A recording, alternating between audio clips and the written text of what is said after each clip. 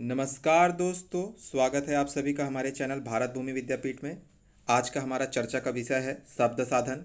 तो चलिए हमारा चर्चा स्टार्ट करते हैं। शब्द साधन, पहले बात समझिए कि शब्द क्या है। तो अक्षरों से, एक या एक से अधिक अक्षरों से निर्मित स्वतंत्र सार्थक ध्वनि, ठीक है, जिसका कुछ मीनिंग होना चाहिए, सार्थक ध्वनि को शब्द कहते हैं। जैसे छत्तीसगढ़ी में अगर देखेंगे तो टूरा, टूरी, हिंदी में देखेंगे तो अपना धीरे, परंतु। जो अक्षर हैं, एक या एक से अधिक अक्षर मिल करके जो स्वतंत्र सार्थक ध्वनि जिसका कोई अर्थ हो जो है, उसको शब्द कहते हैं। अब बात आती है शब्द साधन। तो शब्द साधन व्याकरण के उस विभाग को कहा जाता है, ठीक है, जिसमें शब्दों के भेद तथा उनके प्रयोग, रूपांतर और व्युत्पत्ति का निरूपण किया जाता है। ठीक है, मतलब शब्द साधन एक लाइन में समझना चाहेंगे तो क्या है कि जहाँ शब्दों का वर्गीकरण किया जाता है, बाइफरकेट जो है विभिन्न आधारों पर, उसको बोलेंगे शब्द साधन।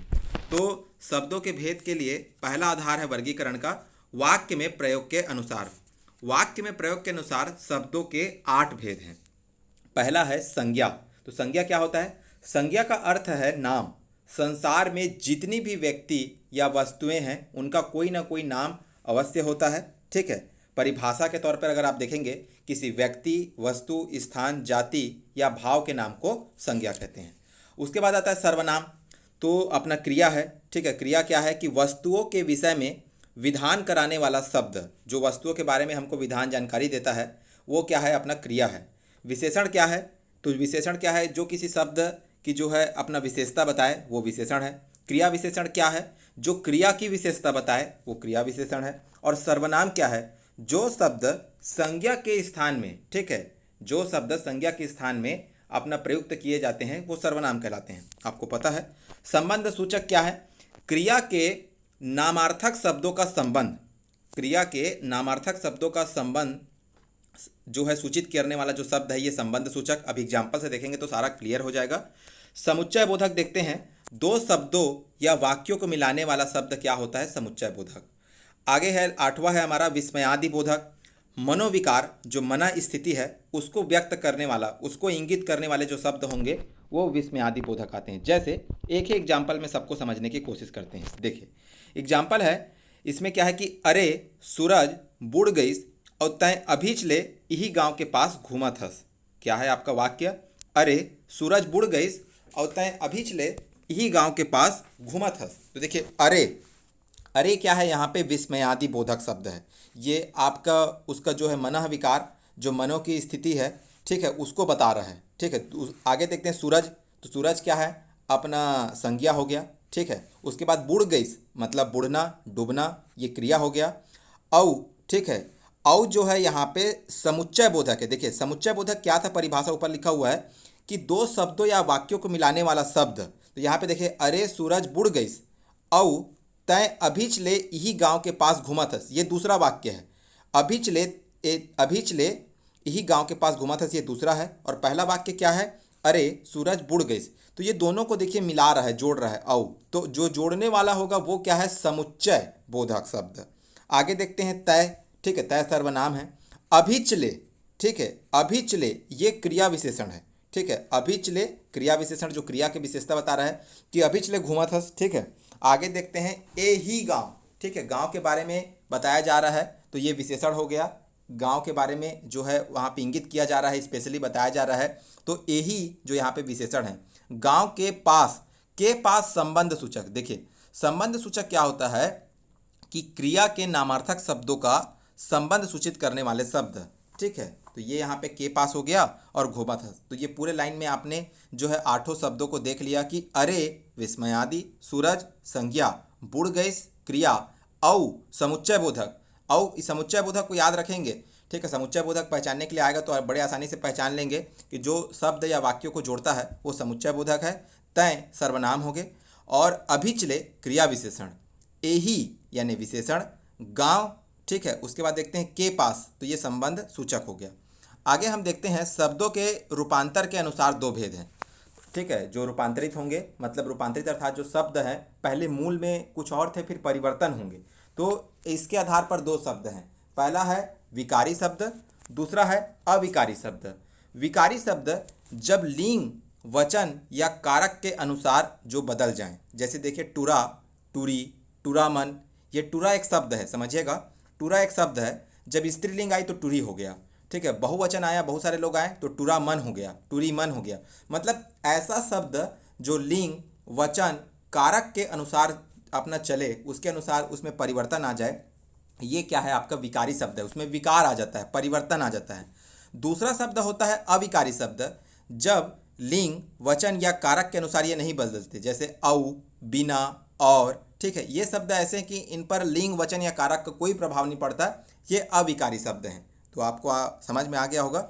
आगे देखते हैं कि उत्पत्ति, ठीक है। व्युत्पत्ति के आधार पर शब्द के 3 भेद हैं, ठीक है। जैसे हमने हिंदी में पढ़ा था, ऋण शब्द, यौगिक शब्द, योग ऋण शब्द, ठीक है। अगर आपको ये सब चीज़ को और डिटेल से अच्छे से पढ़ना है तो हमारा हिंदी वाला जो चैनल, हिंदी का जो प्लेलिस्ट है चैनल में, उसको जा करके आप अच्छे से देख करके पढ़ सकते हैं। वहाँ हिंदी पूरा A to Z 1 by 1 पढ़ाया गया है। तो चलिए देखते हैं।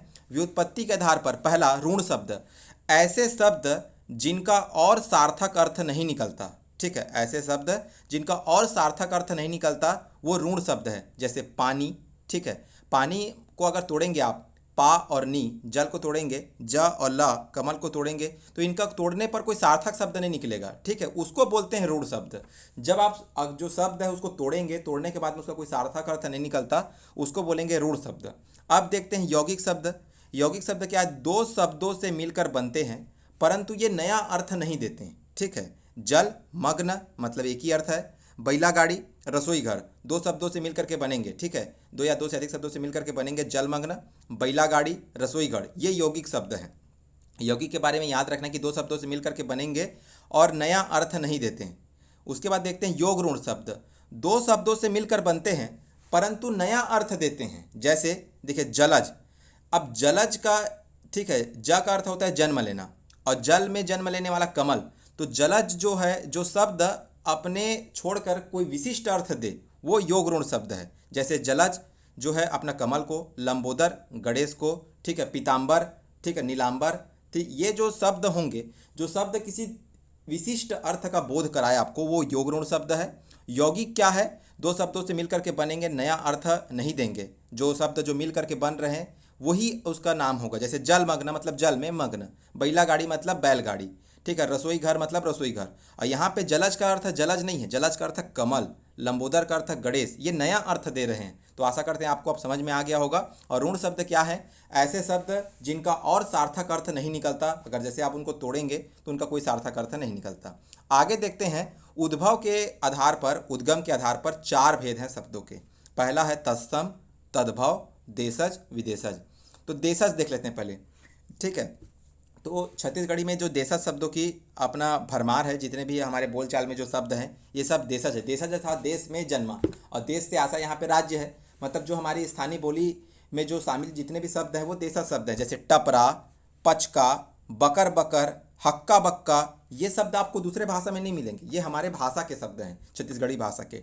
टपरा, पचका, बकर बकर, हक्का बक्का, कोढ़िया, काल खाले मतलब नीचे, भकला यानी मूर्ख, ठीक है, गोल्लर यानी बैल, परेवा यानी कबूतर, कोहा यानी अपना पत्थर, ठीक है, याद रखेंगे। तो ये सब देशज शब्द हैं। अब देखते हैं विदेशज शब्द।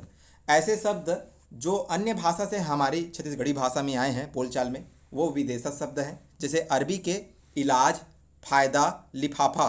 देखिए इसमें बड़े आसानी से आप अगर पहचान सकते हैं, अगर आपको अरबी फारसी के, हिंदी के विदेशज शब्द याद हैं तो बड़े ही आसानी से आप छत्तीसगढ़ी में उसको पहचान सकते हैं, क्योंकि बस यही देखना है कि उसको छत्तीसगढ़ी में क्या कहा जाता है।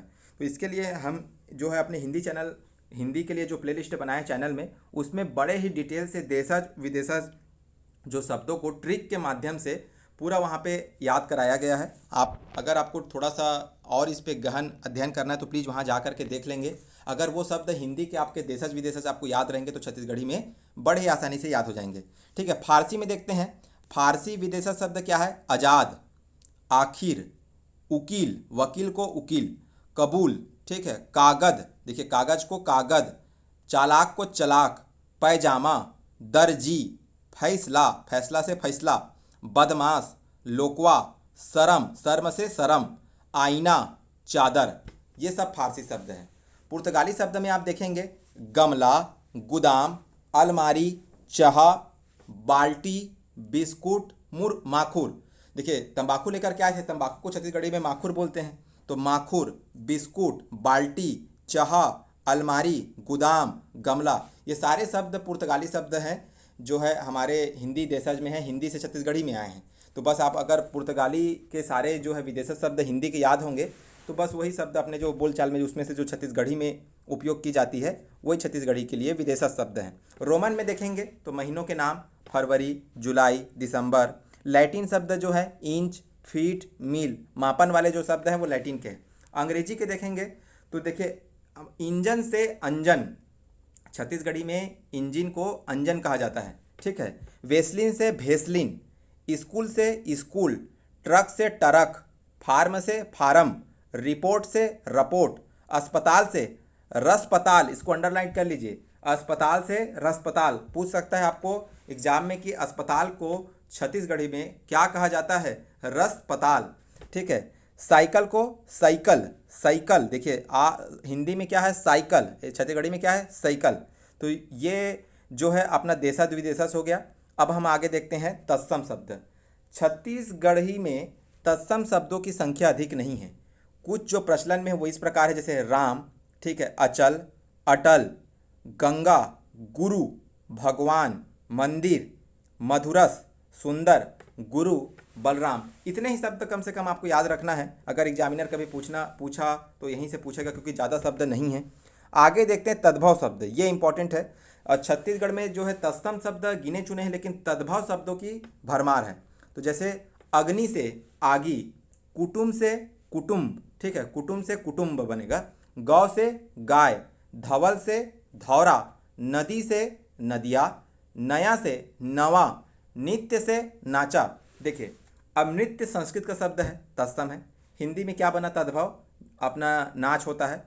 और छत्तीसगढ़ी में क्या है, अपना नाचा, ठीक है। उसी तरह नाम का नाव, पुस्तक पोथी, ये इंपॉर्टेंट है। छत्तीसगढ़ी में पुस्तक को क्या कहा जाता है, पोथी। और फल से फर, भूमि से भुइयाँ, मनुष्य से मनखे। तो ये जो है तद्भव शब्द हैं। तो आशा करते हैं आपको आज का ये वीडियो पसंद आया होगा। पसंद आया तो प्लीज़ लाइक करिए, सब्सक्राइब करिए, शेयर करिए। आज के लिए इतना ही। जय हिंद, जय भारत, जय छत्तीसगढ़, धन्यवाद।